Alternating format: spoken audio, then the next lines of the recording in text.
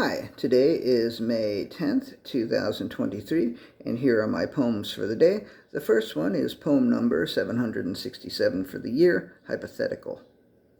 Yesterday I found out that if you have service with T-Mobile and you drop your phone, say on a bike path, and someone finds it and picks it up, hoping that maybe they can get it back to you somehow, the someone who finds your phone is kind of fucked, and you're fucked too, because they will never find you, and T-Mobile will not help them, so fuck T-Mobile. Poem number 768, No Such Number.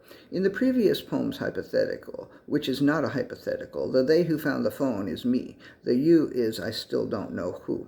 I saw a phone on the bike path near 14th Street, and I stopped and picked it up because that shit was going to get run over, and I put it in my bag and biked to about 25th Street. Then I pulled over and Googled what to do if I find somebody else's phone, and the first thing I saw was contact the carrier, and this made sense. And even though the phone was locked, I could press a button and see that the carrier was T-Mobile/Vodafone. So I Googled, found T-Mobile phone, hoping that T-Mobile would have a number to call in the event that someone found a phone and wanted to give it back, but I didn't find any such number. I am by no means an expert Googler, but I believe there is no such number. Poem number 769, Preparing for the Call.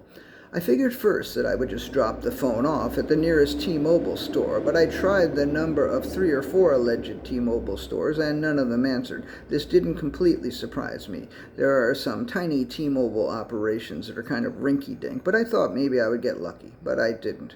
Then I found a general number and dialed it and started biking again from 25th Street, because I knew that while the call wouldn't be mentally taxing, it would try my patience, and I thought I'd be more relaxed dealing with a T-Mobile representative while riding a bike, because I often find riding a bike on the bike lane quite relaxing, and I was surprised at how patient I was initially, and I was less surprised at how impatient I got eventually, even though I thought I was prepared for the call. Poem number 770, this is a long one, The Call. On the call, the representative kept thanking me for being a loyal customer, which I am not. Then she kept calling me ma'am, which I am also not, or at least not usually, or at least I wasn't yesterday, unless one has an even more liberal view of gender fluidity than I have. I let the ma'am thing slide 6 or 7 times, but I discovered that sometimes I am more attached to my cisgender than other times, which is to say that yesterday this person with a dick was a dick.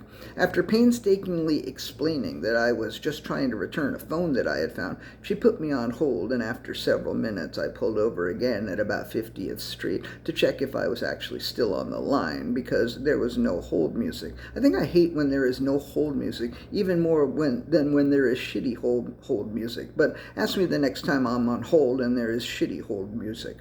Just as I checked to see if I was still on the line, she came back on the line, and I could have asked her for her name, but she didn't ask me for mine either, so maybe we're even. So she told me I should drop it off at the nearest T-Mobile store, and so I walked the bike across the highway and started walking it up 50th Street, and as I did, I pointed out that I was male, not female, because I prefer not to be called ma'am more than 6 or 7 times in a phone call.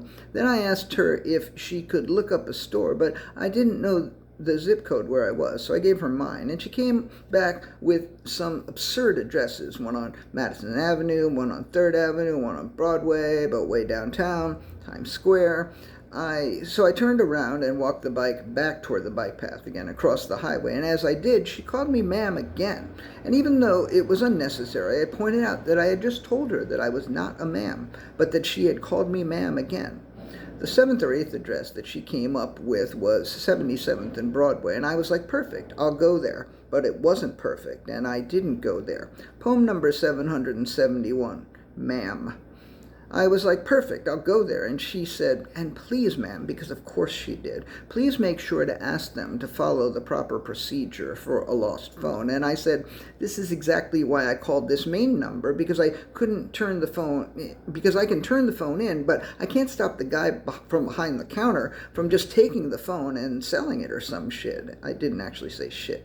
And then I said, so can you call them to let them know I'm coming, because that way they'll be on the hook for this phone. And she said, no ma'am, I'm sorry, I can't do that. To which I thought, why the fuck can't you do that? Or at least connect me with someone who can. But I didn't say that. What I did say was, did you really just call me ma'am again? Knowing full well that she had. Then I actually said, it's 2023 and you're misgendering me. And she explained how usually they look up the customer's name and they have it right in front of them. And I said, well, some people have gender neutral names. And she hung up on me, which was just as well. Poem number 772, my local T-Mobile store. As I walked the bike up that hill at 72nd, I called my local T-Mobile store to let them know I was coming to drop off a phone because that's what I was told to do. The guy said, we don't take phones to be recycled. You have to call 411. I said, this is a lost phone. Somebody wants this phone back. I'm trying to make sure that that happens. He said, let me talk to my manager. He came back and said, my manager said we don't accept lost phones here. And I was like, I've been trying to do the right thing here, but it's been impossible. I know it's not your fault, but doesn't it bother you? Like, what if you were a T-Mobile customer and you lost your phone? And at some point during my discourse, he hung up. And I was like, well, at least he didn't call me ma'am. And the last poem of the day is poem number 773, Hypothetical Restated. Hypothetical Restated. So I took the phone home, hoping maybe it would ring, but it didn't ring, and it still hasn't rung, and I guess it's not going to ring. I don't know what Verizon does, or AT&T, or whatever other cell phone carriers there are these days, but I do know that if you are a T-Mobile customer who happens to have lost their phone, including, for example, yesterday at the bike path near 14th Street, you are probably never going to get your phone back. Unless maybe you call your fucking number, you fucking Einstein. And P.S., fuck T-Mobile. Okay, that's it. New Trout tomorrow, Berlin, 25 Avenue A, 7:30, for real. May 11th, Berlin. I appreciate you.